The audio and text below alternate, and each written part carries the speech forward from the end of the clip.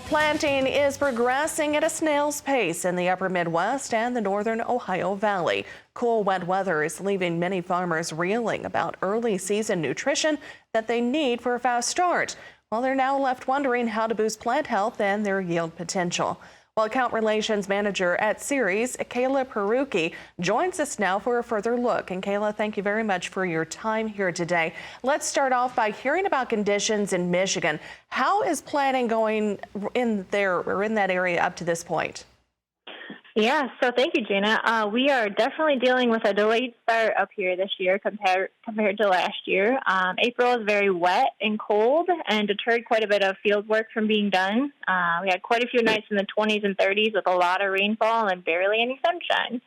So the weather is finally turning around this week in the 70s and 80s, and not much rainfall predicted until late Saturday night. So by mid to late week, everyone around here will be planting.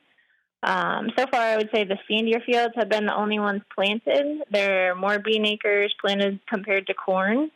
Probably estimate about maybe 5% at this point in time, but that number will change drastically by the end of the week. Just about all the fields around will be dried out by then. So. Now, I understand that last year one of your farmers experienced some enormous rain amounts, 17 inches, in fact, in 1 month. How did that, of course, affect the fields and crop nutrition? Yeah, so that one of his fields in particular, an irrigated field, we had an AMS trial on. He had wet spots in that field. He has never seen Coldwater before. So his area has been known to be very heavy in white mold. So we even had to bring a plane in to do some aerial fungicide because they literally could not get through the fields to get a ground rig to do it. So I do believe some of the fertilizer that was put on up front washed through the soil profile with the enormous amount of rainfall we had in a short period of time.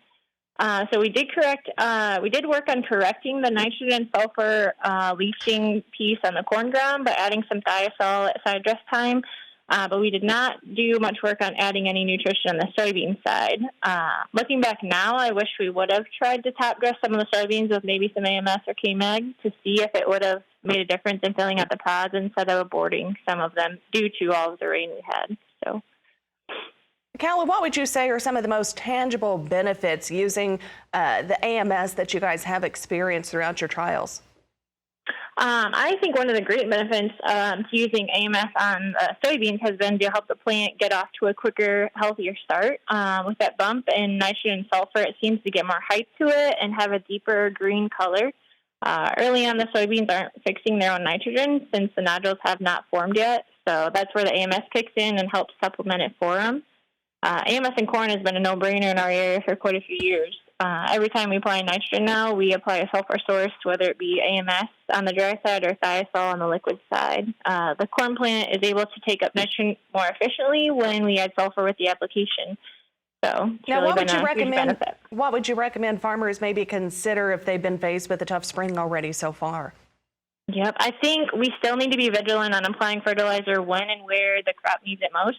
This is the year to make every dollar count, with fertilizer prices being at an all-time high. So we're trying to encourage our growers to still apply fertilizer, even at crop removal ranges, and not worry about building the soil up, just kind of maintain. I've not been a proponent of cutting back on fertilizer rates unless soil tests show high levels. So as we still need the nutrition there to grow the crop and get good yields so we can capitalize on the higher grain markets this year. So. All right. Well, Kayla, thank you very much for your insight. Kayla Pierucki, she's with Ceres, joining us on the phone today. Of course, we appreciate her time.